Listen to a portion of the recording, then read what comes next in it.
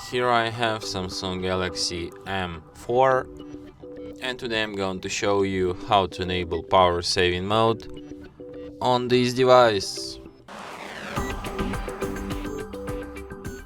So to do this, firstly you have to go to the upper bar, and here you can find the button power saving.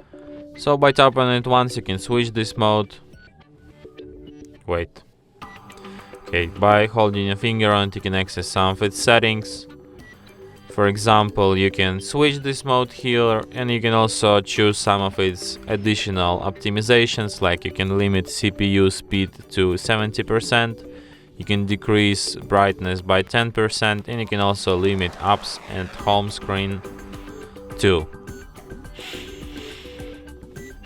And that's it. Thanks for watching.